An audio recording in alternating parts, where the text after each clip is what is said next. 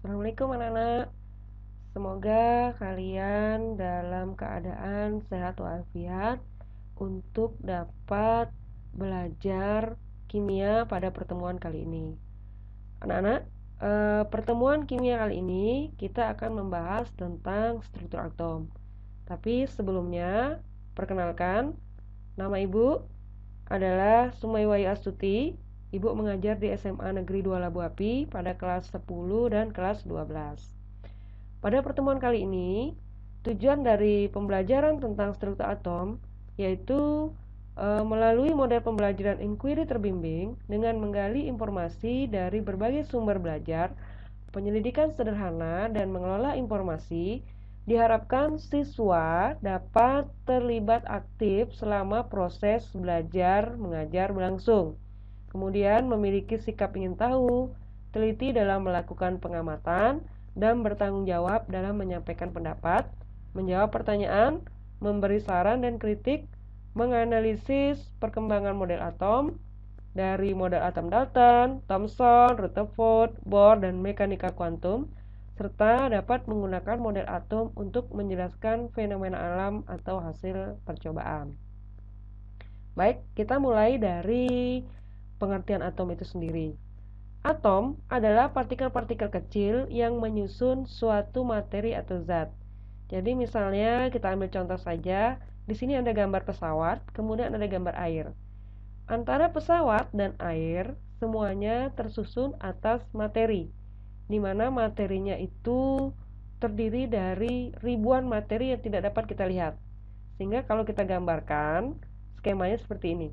Jadi antara materi satu dengan materi yang lain itu saling berikatan, sehingga materi-materi tersebut dapat digunakan untuk membentuk suatu partikel-partikel seperti partikel penyusun pesawat dan partikel penyusun air. Pencetus teori atom. Teori atom pertama kali dicetuskan oleh Demokritus. Dia mengatakan bahwa dalam atom itu terdapat inti atom atau disebut sebagai nukleus yang terdiri atas partikel yang bermuatan positif, disebut juga sebagai proton, dan partikel tidak bermuatan disebut juga sebagai neutron. Kemudian, dalam inti atom juga terdapat kulit atom yang diisi oleh partikel negatif yang disebut juga sebagai elektron. Jadi kita lambangkan seperti ini. Yang di tengah itu dikatakan sebagai inti atom, di mana inti atom itu terdiri dari atom yang bermuatan positif dan tidak bermuatan, dan yang di luar ini dikatakan sebagai kulit atom yang terdiri dari partikel negatif yang disebut juga sebagai elektron. Oke.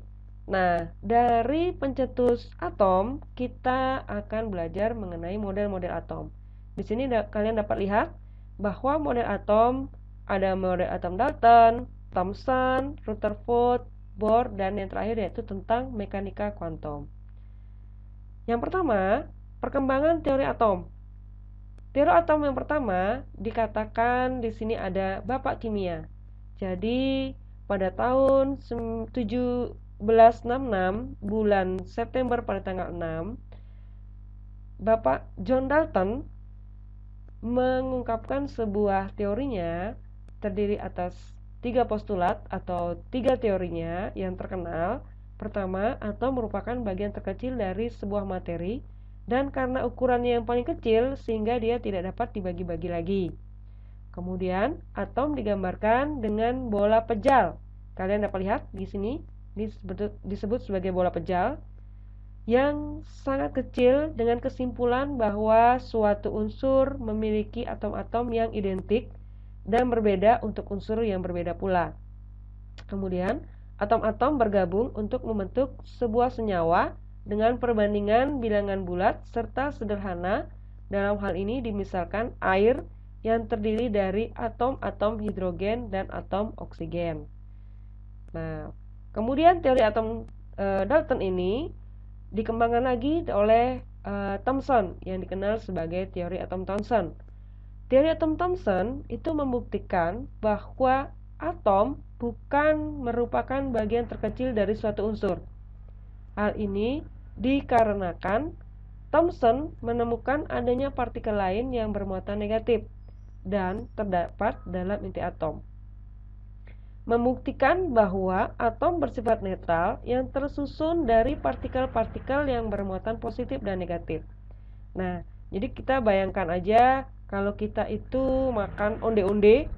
Nah, onde-onde itu bentuknya bulat seperti bola pejal, tapi di luarnya dikelilingi oleh um,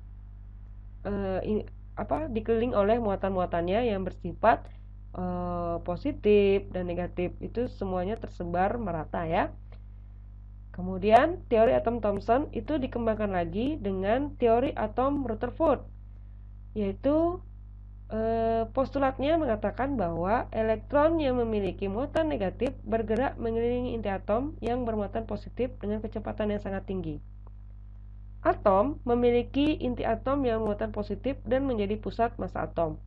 Jadi, dalam teori atom Rutherford, inti atom berada di tengah, kemudian dia dikelilingi oleh elektron-elektron yang bergerak berdasarkan lintasannya. Nah, seperti itu ya. Kemudian, teori atom Bohr, elektron dapat berpindah dari orbit yang satu ke orbit yang lain dengan dasar tingkatan energi. Elektron akan berpindah menuju ke orbit yang memiliki energi yang lebih tinggi jika elektron menyerap energi yang memiliki besaran yang sama dengan perbedaan energi antara dua orbit yang bersangkutan. Jadi maksudnya, berdasarkan teori atom Bohr, inti atom berada di tengah seperti pada atom Rutherford tadi. Kemudian dia dikelilingi oleh lintasan-lintasannya berupa kulit atomnya, dan dalam lintasan ini terdapat elektron yang dapat berpindah tempat. Jadi dia bisa ke kulit pertama, ke kulit kedua, dan seterusnya. Ketika dia berpindah kulit, maka dia akan melepaskan energi atau menarik energi. Jadi kalau dia tertarik ke dalam, berarti dia melepas. Kalau dia tertarik keluar, berarti dia menarik energi. Oke, kita lanjutkan. Teori atom modern itu dikemukakan oleh Louis de Broglie dan Erwin Warner. Dia menyempurnakan dari teori atom Bohr, menjelaskan bahwa elektron tidak hanya bersifat partikel, tapi juga bersifat gelombang. Kemudian disempurnakan dengan teori mekanika kuantum. Dasar ini dari teori ini adalah gerakan elektron dalam mengelilingi inti bersifat layaknya sebuah gelombang, sehingga teori ini merupakan teori yang paling mutakhir yang terkait tentang atom. Nah, teori mekanika kuantum atau mekanika gelombang, atom terdiri dari inti atom bermuatan positif dan awan-awan elektron yang mengelilinginya. Daerah kebolehjadian ditemukannya elektron itu dikatakan sebagai orbital. Jadi menurut teori ini ada 4 jenis orbital, yaitu S, P, D, dan F.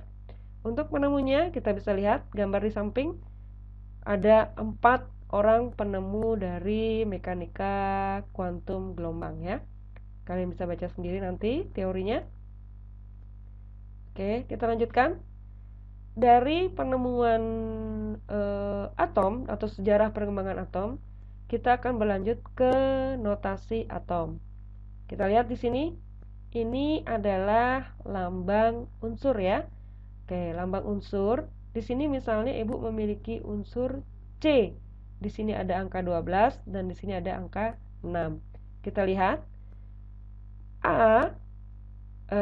Di sini ada X, ada A, ada Z. A dikatakan sebagai nomor massa, Z dikatakan sebagai nomor atom, dan X adalah lambang kimia untuk unsur. Jadi, kalau di sini ada C, maka C ini dikatakan sebagai lambang kimianya. Kemudian 12 ini adalah nomor massanya dan 6 ini adalah nomor atomnya. Nah, jadi penulisannya tidak boleh dibolak-balik ya. Jadi penulisannya harus nomor massa di atas, kemudian nomor atom di bawah. Nomor massa selalu lebih besar dari nomor atom. Nah, partikel-partikel penyusun atom tadi sudah dibahas, yaitu ada proton, ada elektron, dan ada neutron. Semuanya memiliki lambang unsur. Proton lambangnya P, elektron lambangnya E, neutron lambangnya N. Dan nilainya juga ada. Untuk proton nilainya positif 1, untuk elektron nilainya negatif 1, dan untuk neutron tidak bermuatan. Oke, kita lanjutkan. Dari lambang unsur, maka di sini kita dapat 3 perbedaan, yaitu kalian nanti akan mengenal namanya isotop, isoton, dan isobar. Kalau isotop berarti nomor protonnya, kalau isotop berarti nomor atomnya sama. Kalau isoton, neutronnya sama. Kalau isobar, nomor masanya sama. Kita lihat di sini untuk isotop. Contohnya di sini adalah 23Na11 dan 24Na11. Di sini ada angka 11 dan di sebelahnya juga ada angka 11. Maka dikatakan sebagai isotop ya, karena memiliki nomor atom yang sama. Kemudian isoton di sini kita ambil contoh ada 23Na11, kemudian Mg 24 Mg12. Di sini dikatakan kalau isoton neutronnya sama, maka caranya adalah 23 dikurangi 11 dan ini 24 dikurangi 12. Nanti akan memiliki hasil yang sama. Isobar berarti nomor massa yang sama.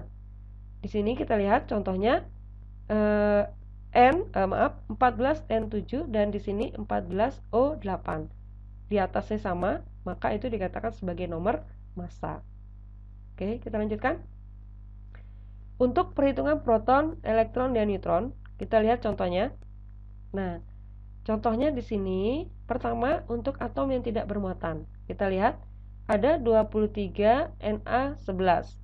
23 itu dikatakan nomor massa, kemudian 11 itu dikatakan sebagai nomor atom atau jumlah proton atau jumlah elektron. Kita lihat di sini ya.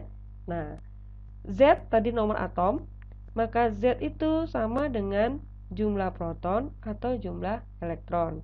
Maka kita tulis di sini jumlah proton 11, jumlah elektron 11. Nah, jumlah neutron bagaimana? Jumlah neutron itu bisa didapat dari nomor massa dikurangi nomor atom. Nomor massanya 23, kita tuliskan. Kemudian nomor atomnya adalah 11, sehingga jumlah neutronnya menjadi 12. Nah, itu untuk atom tidak bermuatan.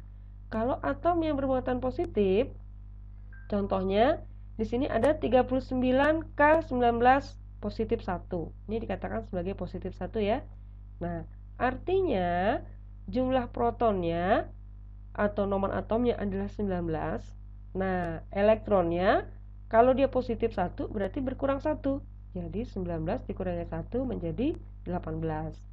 Maka jumlah neutronnya menjadi sama seperti tadi, nomor massa dikurangi nomor atom. Nomor massanya 39, nomor atomnya adalah 19, berarti 39 dikurangi 19 menjadi 20. Nah, untuk atom yang bermuatan negatif sama seperti tadi, ini contohnya 19 F9 artinya sama, yaitu jumlah protonnya 9, oke. Jumlah elektronnya kalau dia di sini negatif berarti dia menjadi positif, kebalikannya, sehingga jumlah elektronnya bertambah 1, yaitu 9 ditambah 1 menjadi 10. Jumlah neutronnya nomor massa dikurangi nomor atom. Nomor massanya 19, nomor atomnya 9, jadi jumlah neutronnya adalah 10. Nah, demikian penjelasan dari Ibu. Semoga kalian dapat memahami. Nah, untuk lebih